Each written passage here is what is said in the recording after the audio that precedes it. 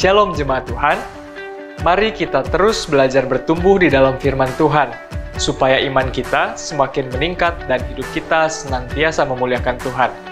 Bersama saya, Sam Yogi, berikut Battle News seminggu ke depan. Kami mengucapkan selamat datang bagi saudara yang baru pertama kali hadir beribadah bersama dengan kami pada hari ini. Kami senang saudara bisa bergabung bersama kami. Doa adalah nafas hidup orang percaya. Karena itu, kami mengajak jemaat sekalian untuk ikut dalam kegiatan doa yang diadakan di gereja ini. Pelita Hidup, suatu program yang membawa kita pada pengenalan akan Kristus. Disiarkan melalui YouTube GBI Battle Kelapa Gading. Setiap hari Senin sampai Sabtu pukul 5 pagi. Sebelum kita beraktivitas dalam kegiatan rutin, mari berikan waktu yang terbaik untuk menyenangkan hati Tuhan. Melalui doa, pujian dan penyembahan baginya melalui acara doa pagi yang diadakan setiap hari Senin sampai Sabtu melalui Zoom. Ayo kita terlibat untuk menjadi pendoa syafaat bagi bangsa, negara, gereja, keluarga, dan jemaat Tuhan yang sedang mengalami pergumulan. Rasakan lawatan Roh Kudus dan menerima kekuatan yang baru melalui benih firman Tuhan yang disampaikan. Percayalah bahwa kuasa Tuhan akan dinyatakan bagi kita semua. Konser doa diadakan pada hari Jumat 1 Maret 2024 pukul 7 di Gereja Lantai 2. Kami menghimbau kepada seluruh pengurus dan pelayan dapat hadir dalam konser doa ini. Menara Doa Sinode GBI setiap hari Sabtu pukul 6 sampai 7 pagi secara online melalui aplikasi Zoom. Menara Doa Onsite setiap hari Sabtu pukul 9 pagi di Gereja Lantai 4. Berikut akan kami sampaikan kegiatan kategorial yang dapat jemaat ikuti. Komsel WBI, Wanita Battle Indonesia, diadakan pada hari Rabu, tanggal 28 Februari 2024 pukul 10 pagi di Gereja Lantai 1.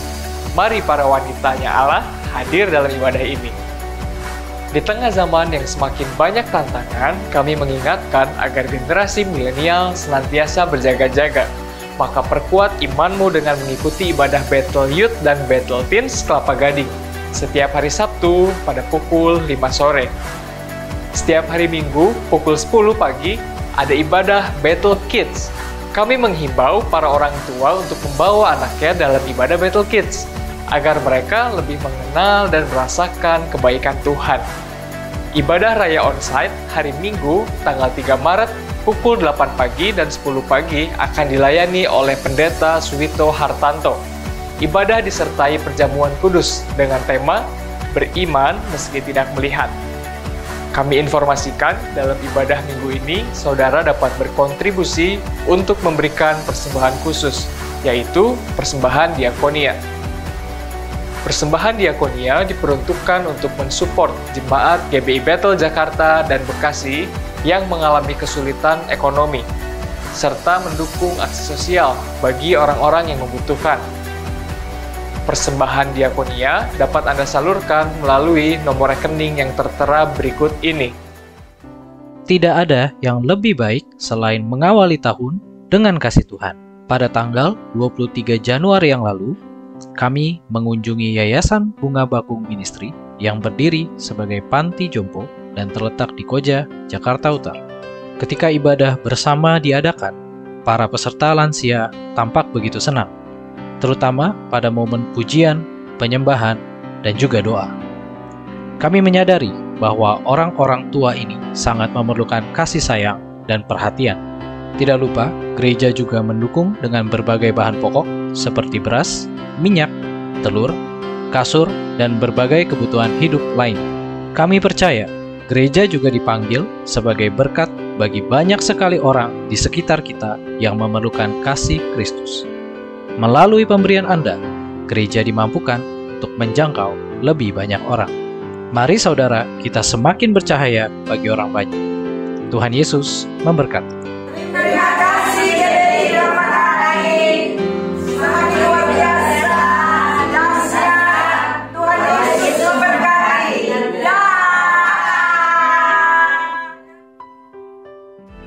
Jangan lupa untuk follow media sosial kami di GBI Bethel Jakarta untuk mengetahui update dan info gereja.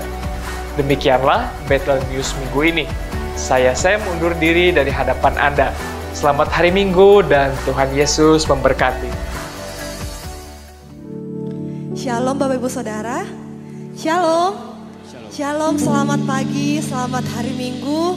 Selamat datang di rumah Tuhan pada hari ini. Kita mau sama-sama berkumpul, kita berkumpul di tempat ini untuk memuji Tuhan, untuk menyembah Tuhan, untuk merasakan Tuhan hari ini. Mari kita mau sama-sama bersatu di dalam doa. Tuhan, kami percaya Tuhan, kami bersyukur bila saat hari ini kami boleh ada di tempat ini ya Bapa, semua karena kebaikan-Mu, semua karena kasih karunia-Mu Tuhan. Engkau Allah yang ajaib, Engkau Allah yang banyak melakukan pekerjaan yang luar biasa dalam kehidupan kami ya Tuhan. Dan tiba saatnya bagi setiap kami untuk kami sama-sama membawa korban pujian kami, korban syukur kami di hadirat-Mu ya Bapa. Kami rindu Tuhan memuliakan nama-Mu pada pagi hari ini. Kami rindu Tuhan untuk memuliakan Engkau dengan segenap hati kami ya Tuhan. Ya terimalah Tuhan. Terimalah ya Bapa sebagai persembahan yang kudus dan berkenan di hadapan Engkau. Terima kasih Yesus, terima kasih ya Bapa. Haleluya. Amin.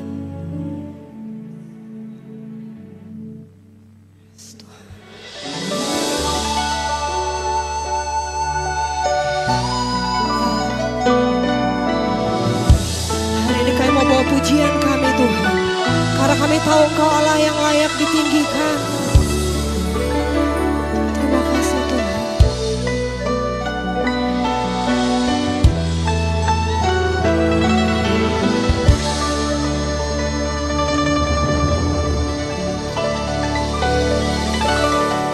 Ajaib Kau Yesus, ajaib kasih-Mu yang Kau nyatakan di sepanjang hidupku. Dari segalanya yang Kau janjikan telah Kau genapi bagiku. Ajaib Kau Yesus, ajaib kasih-Mu yang Kau nyatakan di sepanjang hidupku. Dari segalanya yang Kau janjikan telah Kau genapi bagiku.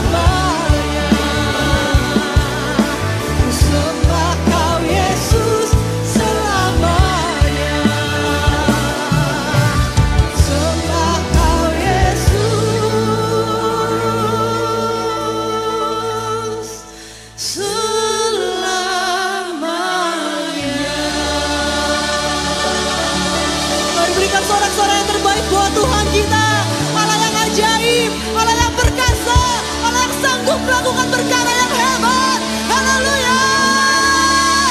Yes, setiap jemaat Tuhan yang siap memuji, membesarkan nama-namanya, boleh sama-sama sorakan haleluya.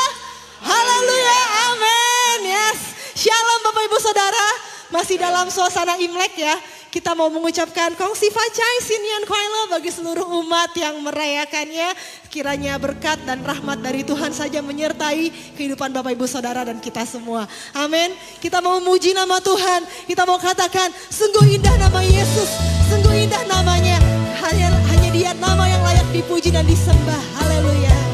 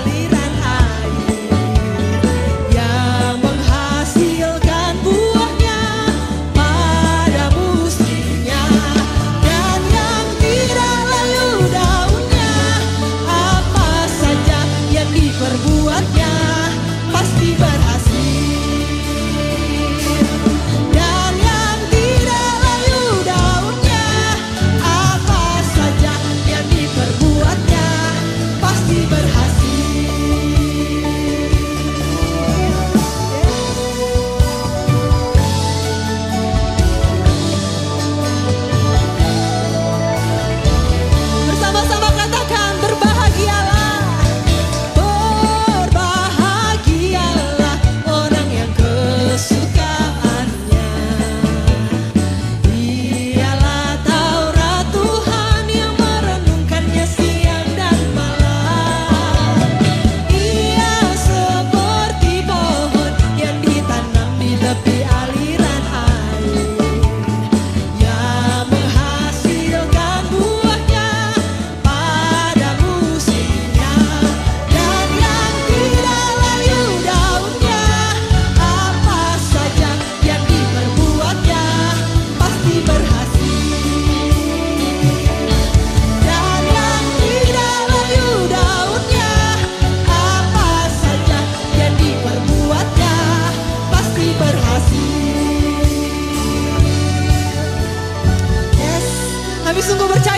janji-Mu Tuhan. Engkau memelihara umat-Mu.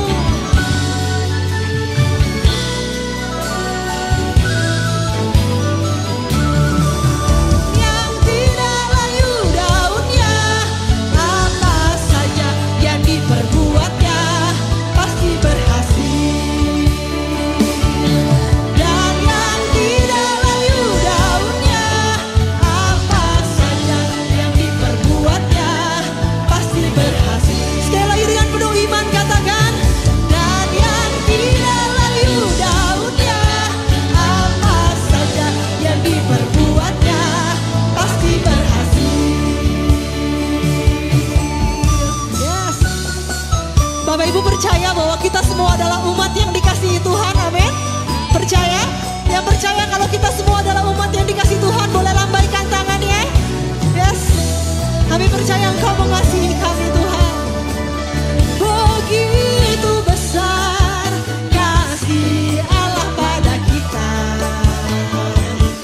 Diberkatilah anak cucu kita di mana-mana. Tuhan mengubah miskin dan menjadikan kaya. Dia merendahkan dan meninggikan juga. Berbahagialah bagi orang yang percaya. Anak cucunya pasti tidak akan meminta-minta.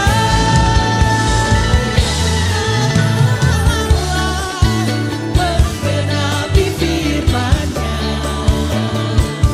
tiada yang mustahil bagi orang percaya.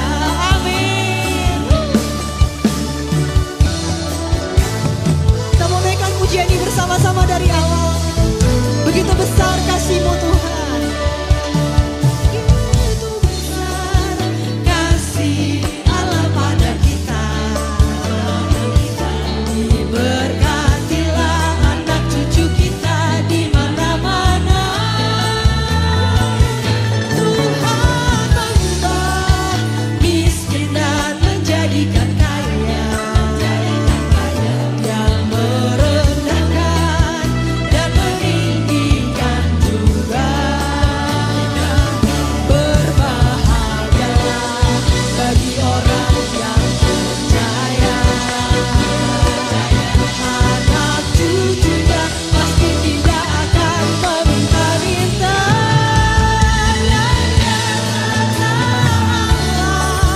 Menggenapi firman-Nya, tiada yang mustahil bagi orang percaya. Kami percaya Tuhan, Engkau begitu baik bagi setiap kami.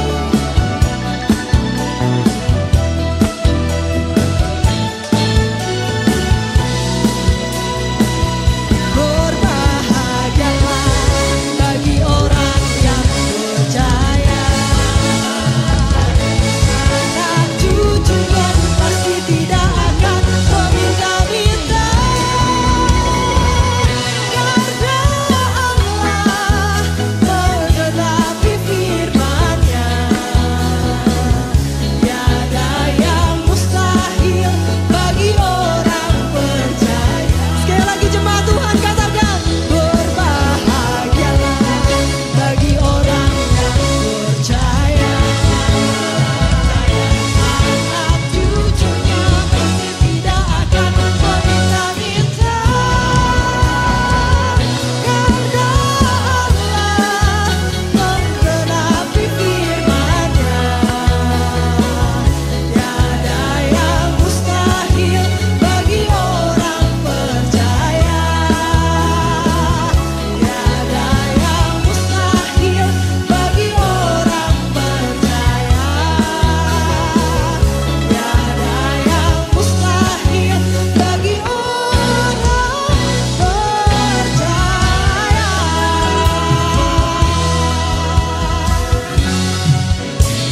Haleluya. Boleh berikan kemuliaan terbaik buat Tuhan kita. Silakan duduk Bapak Ibu Saudara.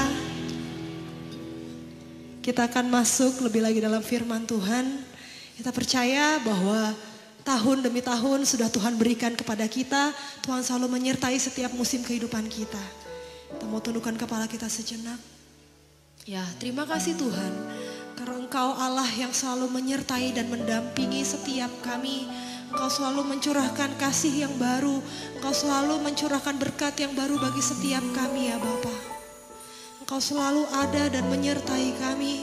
Engkau memberikan kami kekuatan Tuhan untuk menjalani hari kami ya Bapa.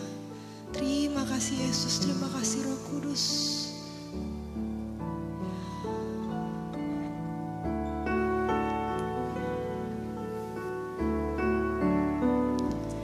Kekuatan di hidupku,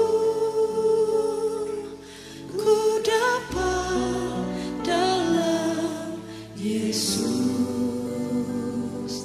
Dia tak pernah tinggalkanku.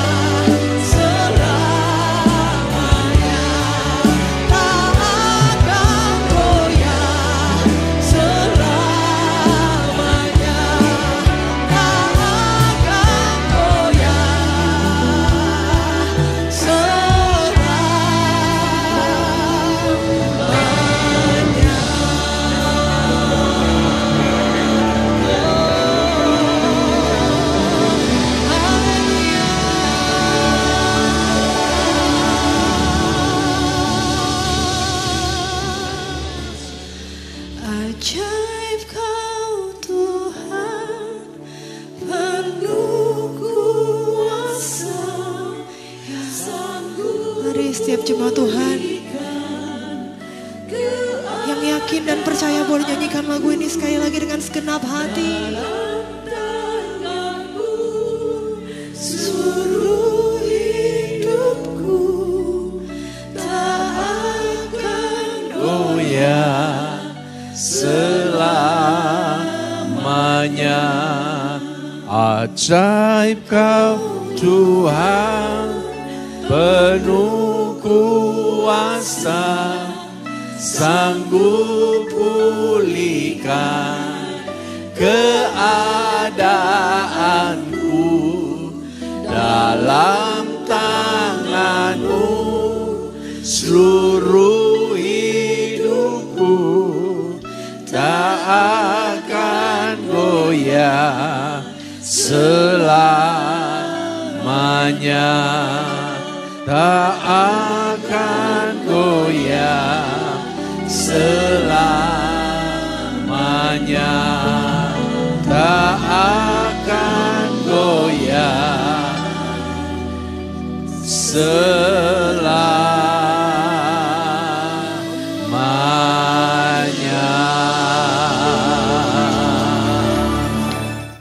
Shalom, senang sekali saya Pendeta Ruben Adi Abraham bisa melayani Anda dalam ibadah online ini. Dan hari ini saya masih berbicara tentang doktrin Kristen perihal Kristologi atau Kristus. Dan secara khusus saya akan membahas tentang inkarnasi Kristus, Allah menjadi manusia. Saudara yang dikasihi Tuhan, kita tahu bahwa Yesus Kristus bukan hanya manusia biasa, tetapi Dia adalah Tuhan Allah, pencipta segala sesuatu yang telah datang dalam rupa manusia. Nah, inilah pokok penting yang harus kita dalami supaya kita memiliki pemahaman yang tepat, bukan pemahaman yang keliru tentang proses inkarnasi ini. Inkarnasi berarti Allah mengambil rupa manusia atau mengambil tubuh manusia. Berasal dari kata Latin in artinya dalam dan karnis artinya daging. Jadi Dia datang dalam daging. Bahasa Yunani yang digunakan adalah ensarki. Dalam Yohanes pasal pertama ayat 1 dan juga ayat 14 firman Allah berbunyi demikian. Pada mulanya adalah firman, firman itu bersama-sama dengan Allah dan firman itu adalah Allah. Ayat 14, firman itu telah menjadi manusia dan diam di antara kita dan kita telah melihat kemuliaannya, yaitu kemuliaan yang diberikan kepadanya sebagai anak tunggal Bapa, penuh kasih karunia dan kebenaran. Saudara sekalian, Yohanes menyebut Kristus dengan istilah logos yang telah dikenal dalam dunia Helenistik, pemahaman Yunani tentang ide yang luhur, pemikiran yang luar biasa. Tetapi sebetulnya konsepnya tidak berakar dari budaya Yunani. Konsepnya itu berasal dari konsep Alkitab Perjanjian Lama tentang Dafar Yahweh atau Dabar Yahweh atau firman Allah. Jadi istilah logos digunakan dari bahasa Yunani tetapi isinya, esensinya adalah pemahaman tentang firman Allah yang telah dipahami oleh orang-orang Yahudi. Allah itu memiliki firman. Pada mulanya adalah firman. Firman bersama dengan Allah dan firman adalah Allah. Allah tidak pernah tidak punya firman. Artinya Allah tidak pernah bisu. Dan karena Allah Maha Kuasa, maka firman-Nya itu kemudian menjadi manusia. Nah, saudara, ini yang disebut sebagai inkarnasi. Inkarnasi beda dengan reinkarnasi. Kekristenan tidak percaya akan reinkarnasi. Bahwa seorang manusia misalnya kalau dia berbuat jahat nanti akan lahir lagi sekian ratus tahun kemudian mungkin jadi babi begitu. Lalu babinya berbuat baik, ya tidak suka mengganggu yang lain, maka kemudian sekian ratus kemudian jadi manusia lagi, orang miskin. Orang miskin itu berbuat jujur, tidak suka mencuri, lalu mati, lalu sekian ratus kemudian muncul lagi jadi pangeran, anak raja. Itu reinkarnasi. Tapi kekristenan tidak percaya reinkarnasi karena Ibrani 9 ayat 27 berkata, dan sama seperti manusia ditetapkan untuk mati hanya satu kali saja, dan sesudah itu dihakimi. Jadi kalau udah mati bukan muncul lagi. mati dihakimi. Apakah menerima hidup yang kekal, sorga, ataukah hukuman abadi di dalam api neraka. Nah, perlu dipahami yang berinkarnasi atau yang menjadi manusia itu adalah anak Allah, Yesus. Bukan Allah Tritunggal. Bapa juga tidak pernah berinkarnasi menjadi manusia. Kita tahu bahwa Allah itu esa, satu, tetapi memiliki 3 pribadi yang berbeda yang bisa dibedakan tapi tidak bisa dipisahkan. Saudara bisa mendengar khotbah saya beberapa minggu yang lalu, bahasan tentang Allah Tritunggal. Nah, saudara sekalian, peranan Allah Roh Kudus sangat penting karena dialah yang membuat Maria tidak mengandung dari persetubuhan dengan Yusuf, karena mereka belum bersetubuh. Tetapi Maria mengandung dari Roh Kudus dan melahirkan anak kudus. Ya, dalam Lukas 1 ayat 35 dikatakan, jawab malaikat itu kepadanya, Roh Kudus akan turun atasmu dan kuasa Allah yang Maha Tinggi akan menaungi engkau. Sebab itu anak yang akan kau lahirkan itu akan disebut kudus, anak Allah. Nah, mengapa Maria yang berdosa bisa melahirkan anak kudus yang tidak pernah berdosa? Ini karena peranan Roh Kudus. Makanya Maria disebut sebagai Theotokos, Bunda Allah. Bukan hanya Christotokos, Bunda Kristus. Walaupun Maria adalah manusia berdosa, namun Roh Kudus menguduskan kemanusiaan Kristus dari saat pembuahan dan menjaganya dari polusi dosa. Ibrani 9 ayat 14 berkata betapa lebihnya darah Kristus yang oleh Roh yang kekal telah mempersembahkan dirinya sendiri kepada Allah sebagai persembahan yang tak bercacat. Dan selanjutnya.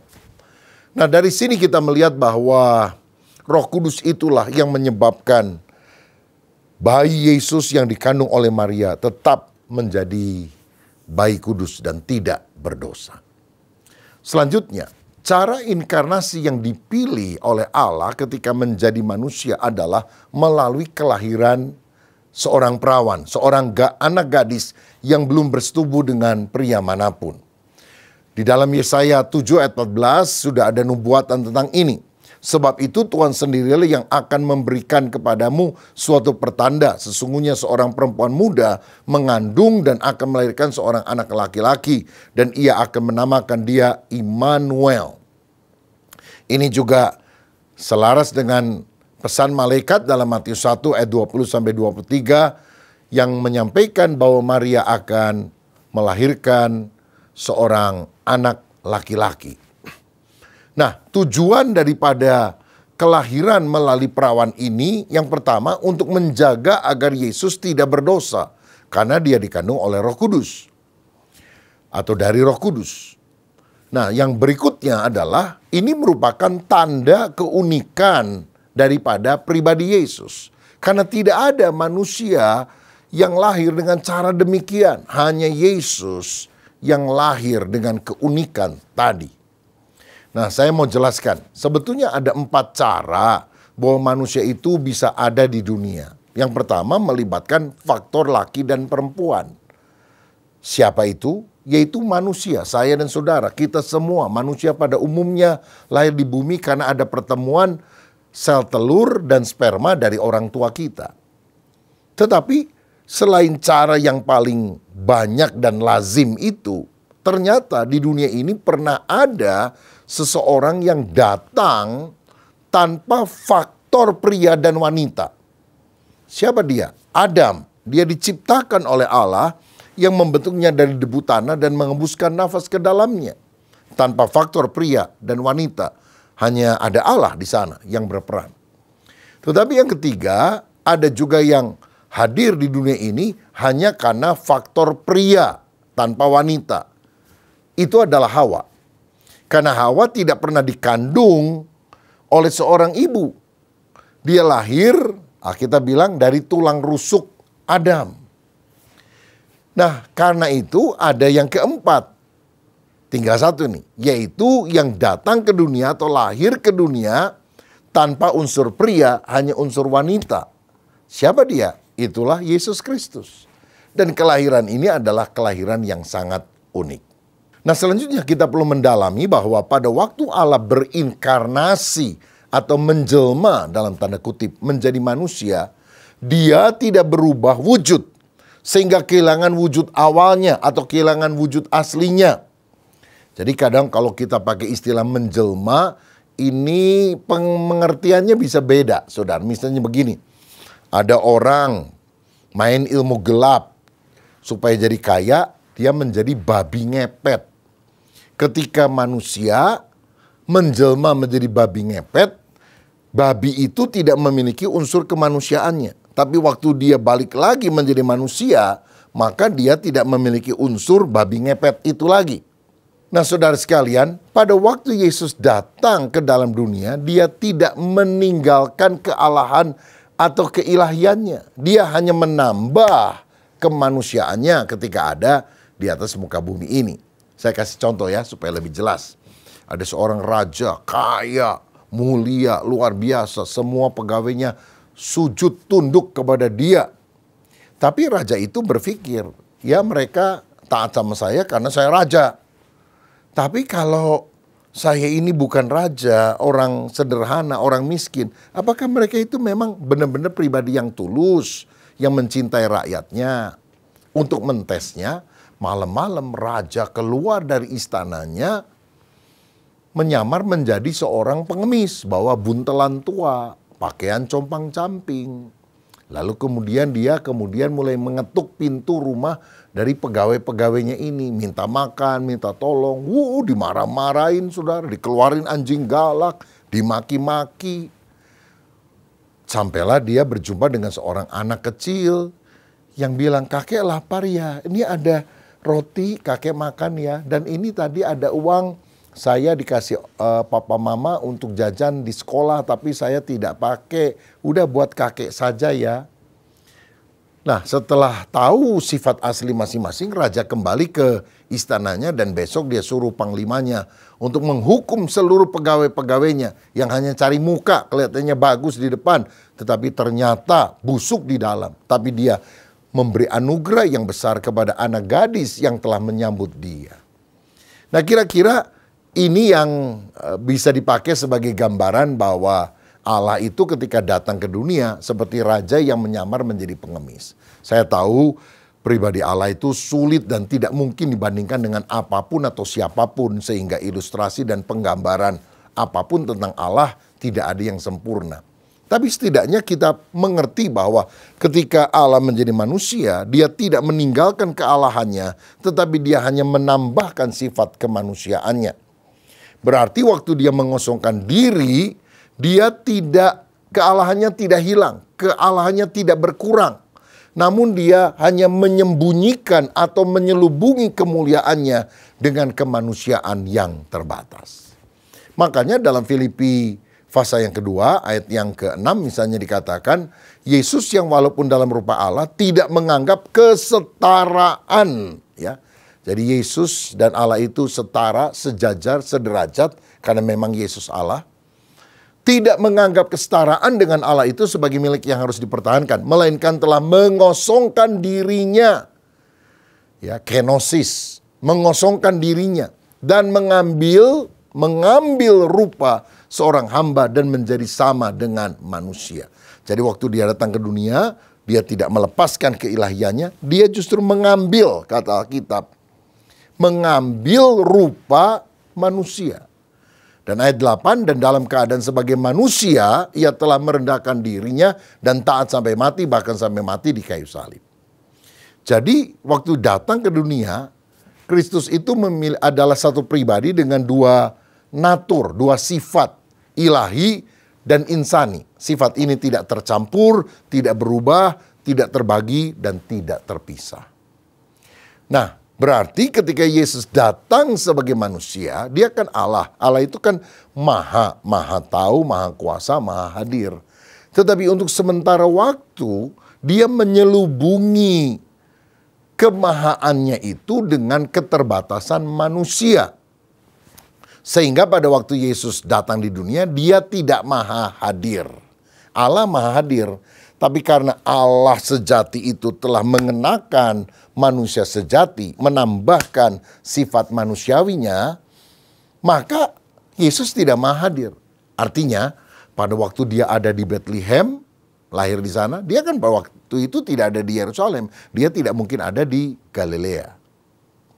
Yesus juga ketika datang di dunia untuk sementara waktu tidak maha tahu. Misalnya dalam Matius 24 ayat 36, dia berkata tentang hari kedatangannya tidak ada yang tahu. Malaikat di sorga tidak tahu, anak manusia tidak tahu, hanya Bapa sendiri yang tahu. Nah, kenapa Yesus berkata dia tidak tahu kapan hari kedatangannya kembali? Karena dia memang tidak menggunakan kemahaannya pada waktu itu. Dia berbicara dari sisi natur manusia yang memang tidak maha. Lagi pula saat itu peranannya hanyalah sebagai utusan Bapa. Jadi dia tidak boleh berbicara karena yang berkapasitas untuk memberitahukan atau mengetahui hal itu adalah Bapa sendiri. Saya ambil contoh ya supaya saudara lebih gampang untuk mengerti. Ibu Megawati itu adalah ketua partai politik PDI Perjuangan. Tetapi sekian tahun yang lampau, Ibu Megawati juga adalah Presiden Republik Indonesia. Pertanyaan saya, kalau misalnya ada menteri yang tidak cocok lah visinya, atau menteri yang balelo begitu, yang tidak bagus kerjanya, bisakah Ibu Megawati memecat menteri itu? Nah, dalam posisinya sebagai ketua partai politik, dia tidak bisa memecat menteri. Tapi dalam posisinya sebagai Presiden Indonesia, dia bisa memecat menteri itu. Nah, ini sedikit gambaran, saudara. Karena Yesus waktu datang ke dunia, dia sebagai utusan yang tidak menggunakan kemahaannya untuk sementara waktu, maka dia bilang, dia tidak tahu hari kedatangannya. Tapi setelah dia bangkit dari antara orang mati, dia berkata, segala kuasa di bumi di surga telah diberikan kepadaku. Ya tentu saat itu dia sudah tahu tentang hari kedatangannya. Nah, begitu juga Yesus ketika datang ke dunia, dia menjadi tidak maha kuasa. Allah itu maha kuasa. Tapi karena dia datang dan menyelubungi kemahaannya dengan kemanusiaan terbatas, untuk sementara waktu Yesus tidak maha kuasa. Jika demikian, bagaimana Yesus bisa membuat mujizat, misalnya menyembuhkan orang sakit, berjalan di atas air, meneduhkan gelombang laut? Alkitab berkata dalam Kisah Rasul 10 ayat 38 bahwa Yesus melakukan semua mujizat karena kuasa Roh Kudus. Demikian bunyinya. Kisah 10 ayat 38, yaitu tentang Yesus dari Nazaret, bagaimana Allah mengurapi dia dengan Roh Kudus dan kuat kuasa. Dia yang berjalan berkeliling sambil berbuat baik dan menyembuhkan semua orang yang dikuasai iblis, sebab Allah menyertai dia. Jadi dia bisa melakukan segala sesuatu karena kuasa Roh Kudus. Makanya Yesus tidak pernah melakukan mujizat sebelum pembaptisan. Karena pada waktu pembaptisan itulah Roh Kudus turun ke atas dia. Dan kemudian dengan demikian dia bisa melakukan mujizat-mujizat. Memang ada apokrifa yang kita tidak akui sebagai firman Tuhan, tetapi tulisan yang ditulis oleh orang-orang tertentu pada zaman di mana Alkitab juga ditulis, yang berkata, oh Yesus itu pernah membuat mujizat, mengambil tanah misalnya, lalu meniupkan tanah liat itu lalu menjadi burung, ya. Atau ada orang lagi main-main sama dia, anak-anak kecil, lalu kemudian ada satu yang jatuh ke jurang dan mati, lalu yang dituduh adalah Yesus. Yesus kemudian membangkitkan orang ini dan dia tanya, kamu tadi yang menyebabkan kamu jatuh ke jurang sampai mati itu saya atau bukan? Anak itu bilang, bukan. Oh, bukan saya kan ya. Lalu mati lagi tuh anak. Hanya untuk membersihkan namanya bahwa bukan Yesus yang membunuh atau menyebabkan anak itu menjadi celaka. Nah, kisah-kisah ini tentu kita tidak percaya ada dan juga tidak ditulis dalam Alkitab, saudara. Kenapa? Karena pada waktu dia masih kecil, walaupun dia Allah, dia tidak menggunakan kemahaannya. Ketika dia dibaptis di Sungai Yordan, Roh Kudus turun ke atas dia, baru dia punya kuasa dan melakukan sesuatu oleh kuasa Roh Kudus. Makanya orang percaya juga yang penuh Roh Kudus akan melakukan pekerjaan yang juga dilakukan oleh Yesus. Itu diucapkan Yesus sendiri dalam Yohanes 14 ayat 12. Aku berkata kepadamu sesungguhnya, barang siapa percaya kepadaku, ia akan melakukan juga pekerjaan-pekerjaan yang aku lakukan, bahkan pekerjaan-pekerjaan yang lebih besar daripada itu. Kok bisa begitu? Sebab aku pergi kepada Bapa, kata kalimat selanjutnya. Dan waktu dia pergi kepada Bapa, dia minta Roh Kudus itu dicurahkan. Sehingga kalau kita penuh Roh Kudus, kita akan melakukan pekerjaan yang juga dilakukan oleh Yesus. Namun, saudara, kita tidak boleh berpikir, jika demikian Yesus itu sama seperti saya. Saya adalah manusia biasa, tapi kalau bergantung kepada Roh Kudus, saya bisa melakukan pekerjaan Yesus. Jadi Yesus juga manusia biasa, manusia yang baik, yang didiami Allah. Tapi dia sendiri bukan Allah. Dia cuma wadahnya Allah. Oh, ini tidak bisa. Kenapa? Karena kita menyembah Yesus. Tapi kita tidak menyembah saudara. Misalnya walaupun saudara adalah orang yang dipenuhkan dengan Roh Kudus. Atau saudara menyembah saya karena saya manusia biasa tapi saya dipenuhkan Roh Kudus. Yesus dipenuhi Roh Kudus. Tapi memang dia adalah Allah sejati. Karena itu kita menyembah dia. Kita tidak menyembah orang lain walaupun dia sangat rohani. Walaupun dia rohaniwan, walaupun dia pendeta, walaupun dia orang hebatlah secara spiritual. Hanya Yesus Allah yang patut disembah. Kristus juga bukan manusia biasa yang dipenuhi Roh Allah pada saat pembaptisan sehingga kemudian diangkat menjadi Tuhan. Tapi kemudian ditinggalkan oleh Allah pada waktu dia disalib. Makanya dia bilang, Eli Eli lama sabatani, Allahku mengapa engkau meninggalkan aku. Kita juga tidak percaya pada pandangan sesat itu. Jadi Kristus adalah Allah yang tidak bisa berubah. Yakobus 1 ayat 17 mengatakan dalam Allah tidak ada perubahan, bayangan dan sebagainya. Allah tidak pernah berhenti jadi Allah walaupun hanya untuk sementara. Jadi Yesus selama di sorga, di bumi dan kemudian dia naik ke sorga sampai selamanya. Dari selamanya dia tetap Allah. Mungkin saudara berpikir untuk apa Allah menjadi manusia? Inkarnasi itu tujuannya apa? Tujuannya adalah untuk menebus manusia berdosa. Karena Alkitab berkata upah dosa adalah maut. Roma 6 ayat 23. Mungkin saudara pikir kalau mau menebus manusia udah selamatin aja langsung sama Tuhan. Selamat gitu kan beres. Ngapain susah-susah Allah jadi manusia dan sebagainya. Begini, Allah itu mengikuti rule of the games. Ya, peraturan permainannya. Manusia berdosa. Upah dosa adalah mati, maut. Maka kalau dia mau menyelamatkan manusia berdosa atau menebus manusia itu dari dosanya, maka dia harus mati, menggantikan manusia. Berada di posisi manusia. Tapi karena Allah, maka dia tidak mungkin bisa mati kan? Makanya dia harus menjadi manusia, berinkarnasi. Tanpa meninggalkan hakikat kealahannya. Allah mau menyelamatkan manusia berdosa. Allah tidak bisa mati. Manusia yang bisa mati. Maka Allah yang tidak bisa mati ini datang ya dalam rupa manusia. Itulah pribadi kedua Yesus tanpa meninggalkan keilahiannya. Sehingga waktu dia mati, Filipi 2 ayat 8 berkata, dalam keadaan sebagai manusia, ia mati. Jadi, bukan Allahnya yang mati, tapi dalam keadaan sebagai manusia, ia mati. Saya ambil contoh. Apakah saudara percaya Alkitab adalah firman Allah? Ya.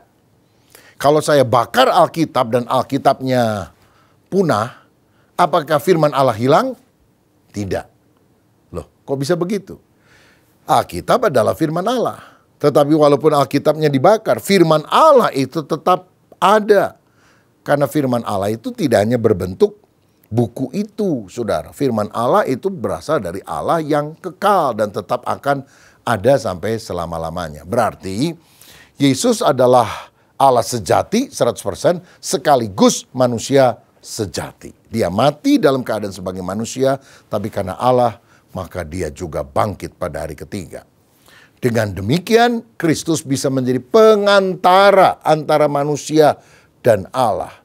Dia tergantung disalib antara langit dan bumi, menjadi pengantara antara Allah dan juga manusia. 1 Timotius 2 ayat 5 berkata, karena Allah itu esa dan esa pula dia yang menjadi pengantara antara Allah dan manusia, yaitu manusia Kristus Yesus. Oh saudara, betapa dalamnya karya Allah yang luar biasa hanya untuk menyelamatkan saya dan saudara. Terpujilah dia, Yesus Kristus, Tuhan kita, Allah kita. Makanya setiap hari kita harus bersyukur kepada dia. Dan kalau ada di antara saudara yang belum menerima Yesus sebagai Tuhan dan Juru Selamat, biarlah hari ini kau bertobat, karena Yesus datang untuk menebus dosa kita, mengampuni kita, membawa kita ke sorga. Melalui jalan yang sulit, penderitaan yang luar biasa. Saya percaya kalau ada jalan lain, cara lain yang olehnya manusia bisa diselamatkan. Yesus tidak perlu mati di salib. Kenapa Yesus perlu mati di salib? Karena tidak ada jalan lain, hanya melalui dia. Mari kita membuka hati, menjadikan Yesus sebagai Juru Selamat, Tuhan, Raja sampai selamanya. Mari kita berdoa. Bapa, terima kasih untuk kebenaran firman-Mu. Biar Engkau mencerahkan pikiran kami, menguatkan iman kami. Sampai mati kami akan tetap setia kepada Yesus yang adalah Allah kami, Juru Selamat kami, segala-galanya bagi kami. Berkat-Mu atas kami dalam nama Tuhan Yesus Kristus. Haleluya. Amin. Tuhan Yesus memberkati. Mari kita satukan hati kita untuk berdoa. Terima kasih Bapak, terima kasih Makasih Allah buat persekutuan yang indah pada pagi hari ini Tuhan, di mana kami boleh bersama datang menikmati hadirat Tuhan. Kami boleh mendengarkan firman Tuhan yang luar biasa yang menguatkan iman kami. Kami percaya Tuhan gak ada satu kebetulan, gak ada satu yang Tuhan terjadi begitu saja dalam hidup kami. Tapi ada rencana-rencana Tuhan yang indah buat setiap anak-anak-Mu yang ada di tempat ini. Bapa, Engkau lah yang mengurapi Tuhan setiap pribadi kami yang hadir pada hari ini Tuhan. Biar kuasa dan urapan Allah Tuhan memberkati hidup mereka. Apapun yang sedang mereka doakan, pergumulan, sakit, penyakit, pekerjaan, anak-anak, dan studi, dan apapun juga yang mereka sedang gumulkan hari ini. Bapa, kami percaya lewat hadirat-Mu Tuhan, Kau memberikan jalan keluar buat setiap umat-umat Tuhan yang hadir pada pagi hari ini. Terima kasih Bapak, kami berdoa untuk gereja ini, berdoa untuk gembala sidang kami, berdoa untuk Pak Julius, Ishak Tuhan, Pendeta Rubin Adi, Pendeta Suito Hartanto Tuhan, dan seluruh tim gembala yang ada, pengurus yang ada di tempat ini. Kami merendahkan hati kami minta urapan dari Allah untuk kami mampu terus teguh setia melayani Tuhan di tempat ini, dan kami boleh Tuhan membagi hidup kami, melakukan yang sesuai dengan yang Kau mau. Terima kasih Bapak, juga kami berdoa untuk setiap pelayan-pelayan Tuhan yang sudah melayani pada hari ini. Berkat Allah yang sama melimpah buat mereka. Apapun yang sedang mereka gumulkan, Tuhan berikan jawaban dan jalan keluarnya.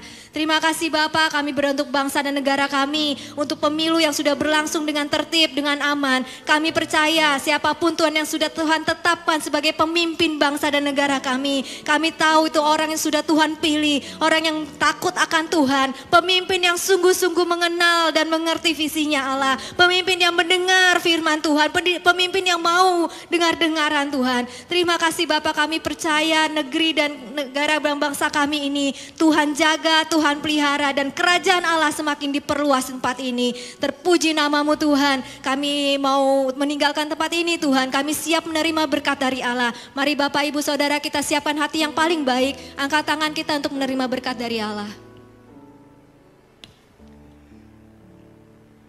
Kiranya damai sejahtera dari Allah Bapa, kasih sayang dari Tuhan kita Yesus Kristus, penyertaan, penghiburan, persekutuan dengan Roh Kudus menyertai kita semua mulai pagi hari ini kekal sampai selama-lamanya.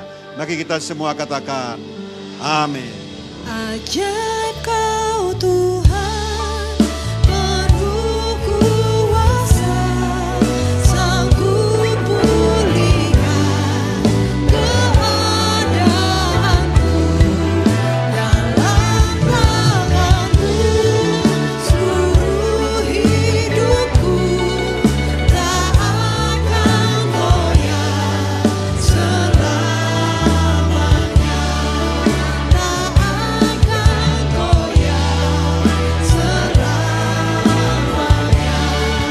Tak akan goyah selamanya.